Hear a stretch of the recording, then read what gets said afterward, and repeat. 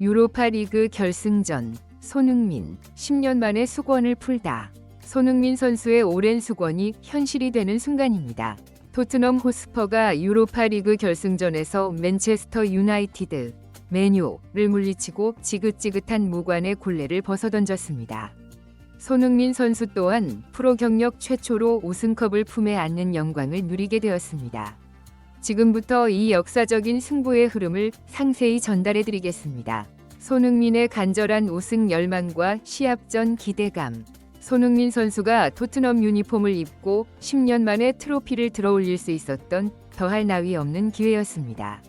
골키퍼 비카리오 선수마저 손흥민 선수를 위해 우승하고 싶다고 밝힐 정도로 중요했던 이 대결. 2024-2025 유로파리그 결승전은 스페인 아틀레틱 클루브의 홈구장인 에스타디오 산 마메스에서 펼쳐졌습니다. 당연하게도 모든 좌석은 매진되었고 이 단 한 번의 경기에 모든 것이 달려 있었습니다. 토트넘은 우승할 경우 트로피뿐만 아니라 챔피언스 리그 진출권까지 확보하며 모든 목표를 달성하게 됩니다. 한국 투어를 진행할 명분도 생기고 손흥민 선수의 이적도 더욱 수월해집니다. 손흥민 선수는 팬들을 위해서라도 반드시 우승하겠다고 굳게 다짐했습니다. 토트넘이 맞설 상대는 바로 맨체스터 유나이티드였습니다. 박지성 선수는 과연 어느 팀을 응원하고 있었을까요? 맨유는 과거의 명성에 걸맞은 기량을 보여주지 못하고 있다는 점은 분명했습니다. 주전 수비진으로도 유로파리그에서 실점이 꽤 많았던 팀이었습니다. 손흥민 선수가 오랫동안 득점포를 가동하지 못했기에 오히려 득점할 수 있는 절호의 기회이자 이 경기의 승패를 좌우할 수 있는 기회가 아닐까 더욱 큰 기대가 모아졌습니다. 예상 밖의 선발 라인업과 감독의 묘소. 그런데 경기 시작 1시간 전에 선발 라인업이 발표되었을 때 시작부터 무슨 농간인가 싶은 엔제 포스테코글루 감독의 결정에 큰 충격을 받고 기운이 빠져버렸습니다. 손흥민 선수가 선발 명단에서 제외되어 있었던 겁니다. 손흥민 선수가 크리스탈 팰리스전부터 몸 상태를 끌어올려 아스톤 빌라전에서도 70분가량을 소화하고 5일을 휴식했기에 무조건 선발 출전할 것이라고 생각했는데 선발에서 제외시킨 것입니다. 게다가 손흥민 선수는 경기 전 기자회견에서 선수 대표로 인터뷰를 진행하며 90분 풀타임을 소화할 준비도 되어 있다고까지 말했습니다. 긴장된 마음으로 라인업을 위에서 아래로 천천히 살펴보았는데 예상했던 라인업대로 흘러가고 있었습니다.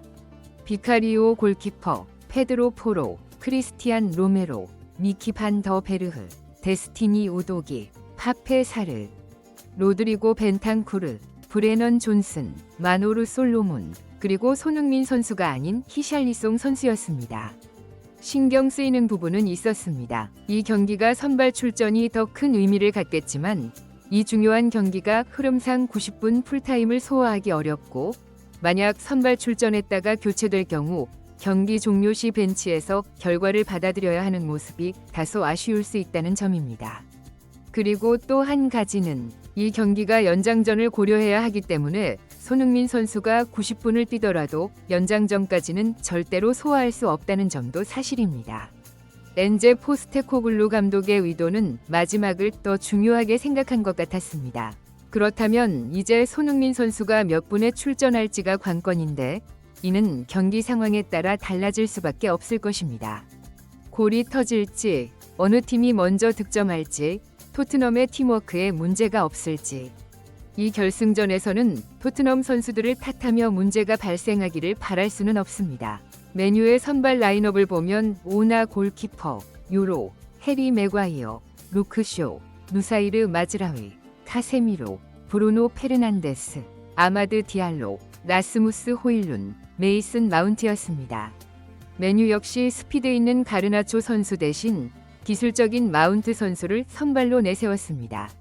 결승전은 골을 넣는 것보다 실점을 최소화하기 위해 신중하고 수비에 더 집중하는 경향이 있기에 어쩌면 이 경기는 어느 팀이 먼저 실수를 저지르느냐가 승패의 갈림길이 될 것입니다. 토트넘은 확실히 모든 선수들이 수비에 능하다는 장점이 있었습니다. 결승전에서는 경기력 자체가 아무런 의미가 없습니다. 골을 넣고 승리하기만 하면 되는 것입니다. 전반전 토트넘의 선제골 장렬. 메뉴는 초반부터 점유율을 높게 가져갔습니다. 메뉴의 왼쪽 윙어 아마드 디알로 선수가 날카로운 드리블로 토트넘 수비를 흔들어 놓기도 했지만 딱 거기까지였습니다. 양팀 모두 의욕적인 득점 찬스는 없었습니다. 어떻게든 파울을 유도하여 세트피스로 골을 만들겠다는 의지가 양팀에게서 엿보였습니다. 전반 10분 토트넘에게 먼저 기회가 찾아왔습니다. 존슨 선수의 압박이 성공하여 페널티 박스 안까지 침투했고 날카로운 컷백이 나왔습니다. 이어서 사르 선수의 발리 슈팅까지 이어지며 의욕적인 순간을 만들어냈습니다. 메뉴도 한 차례 결정적인 찬스를 잡았습니다. 아마드 디알로 선수가 우도기 선수를 제치고 슈팅 찬스를 만들었는데 그 순간은 정말 골이 들어간 줄 알았습니다. 하지만 아쉽게도 골대를 벗어났습니다. 정말 간담이 서늘했습니다. 하지만 딱 거기까지였습니다. 아마드 디알로 선수가 경고까지 받게 되면서 토트넘이 원하는 대로 흘러갔고 점유율도 밀리고 패스 성공률도 매우 낮았지만 전반 40분 토트넘의 선제골이 터졌습니다. 미드필더 사르 선수와 벤탄쿠르 선수가 멋진 호흡을 보여주었고 사르 선수가 크로스를 올렸는데 그 공이 페널티 박스 안에서 혼전 끝에 골로 연결된 것입니다.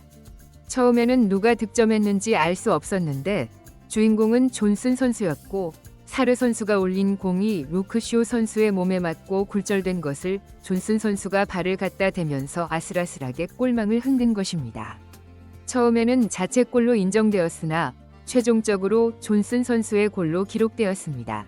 살짝 스쳤나 봅니다. 앞서 언급했듯이 경기력이 어떻든 기록상 슈팅이 3개밖에 되지 않았지만 긴장감이 넘쳤고 이렇게 1대0으로 토트넘이 전반전을 앞서 나가게 되었습니다. 전반전 종료 휘슬이 불릴 때는 손흥민 선수가 그라운드에 나와 선수들을 격려하며 사기를 북돋아 주기도 했습니다. 경기 중에도 손흥민 선수가 몇 차례 화면에 비춰졌습니다. 전반전 메뉴가 더 공격적이었던 탓인지 평점으로는 메뉴 선수들이 더 높았고 토트넘은 존슨 선수와 비수마 선수가 7점대 평점을 기록했습니다. 후반전 손흥민의 투입과 토트넘의 견고한 방어. 이제 우리에게 가장 큰 관심사는 손흥민 선수가 과연 후반 시작과 동시에 출전할 것인가 하는 점입니다. 당연히 모두가 이를 바랐지만 렌제 포스테코글루 감독은 선발 라인업을 그대로 유지했습니다. 오히려 앞서 나가고 있고 수비적으로 더 안정적인 상황이었기에 명분은 충분했습니다. 후반전이 시작되자마자 메뉴의 일방적인 공격으로 경기가 진행되었습니다. 하지만 메뉴의 공격은 정말 무기력했습니다. 토트넘전에서 늘 그랬던 것처럼 득점하기가 매우 어려워 보였습니다. 토너먼트에서 토트넘의 수비가 매우 강력하다는 점은 다들 아시죠? 토트넘은 1대0으로 계속해서 잘 버텨내고 있었지만 문제는 손흥민 선수의 출전 시간이 계속 줄어들고 있었다는 점입니다. 히샬리송 선수가 엄청난 활동량으로 수비 가담까지 해주고 있어서 뭐라고 하기도 난처했습니다. 6분 손흥민 선수가 마침내 그라운드를 밟습니다. 히샬리송 선수가 체력적인 한계에 도달했다며 스스로 교체를 요청할 정도였습니다. 그만큼 많이 뛰긴 했습니다. 손흥민 선수는 유로파리그 결승전에서 약 30분간 뛸 수 있게 되었습니다. 손흥민 선수가 활약하기도 전에 토트넘은 가슴 철렁한 순간을 맞이했습니다. 메뉴의 세트피스 상황에서 비카리오 선수와 동료가 호흡이 맞지 않아 골대가 비었고 상대의 헤딩 슈팅의 실점 위기라고 생각했지만 반더 베르 선수가 몸을 날려 걷어내는 슈퍼 세이브를 선보였습니다. 정말 이 경기의 영웅은 반더 베르 선수라고 해도 과언이 아닐 정도였습니다. 손흥민 선수는 우선 골이 필요한 것이 아니라 수비 가담을 통해 실점을 막는 것이 더 중요했고 메뉴가 공격하다가 공을 빼앗기면 손흥민 선수에게 분명 기회가 찾아올 것이었습니다. 73분에도 메뉴의 공격이 위협적이었고 교체 투입된 가르나초 선수의 날카로운 슈팅을 비카리오 선수가 멋지게 선방했습니다. 그런데 너무 일방적으로 당하다 보니 불안감이 커졌습니다. 점유율이 80%에 육박했습니다. 이렇게 조마조마하게 만들면 안 되는데. 7분 손흥민 선수의 스프린트가 한 차례 나올 뻔했지만 수비 태클에 가로막히는 장면이 있었습니다. 손흥민 선수는 팀의 1점차 리드를 지키기 위해 수비에 전념하면서 득점 찬스를 얻지는 못했고 추가 시간 7분 동안 토트넘 전원이 끝까지 버텨내면서 경기 종료 30초를 남기고 비카리오 선수의 슈퍼 세이브까지. 결국 토트넘이 1대0으로 승리하며 손흥민 선수가 10년 만에 우승하는 감격적인 순간을 직접 보게 되었습니다. 와, 진짜 이 광경을 눈으로 확인하게 되네요. 손흥민 선수 최초의 우승입니다. 상상조차 할 수 없었던 일이 벌어졌습니다. 세상이 뒤바뀌어도 나는 행복합니다. 당신의 그 위대한 정신. 득점왕이 이제는 진정한 왕이 된 캡틴. 유럽을 뒤흔든 세계적인 선수. 숨 쉬는 것마저도 전설. 손흥민의 시대를 우리는 살아가고 있습니다. 수백 골보다 천만 배의 기쁨을 안겨주었습니다. 손가락이 부러지고 금이 가고 터지고 쓰러져도 한계를 모르는 거친 숨결이 우리에게 희망을 선사하니까요. 더 궁금한 점이 있으시다면 언제든지 다시 질문해 주세요.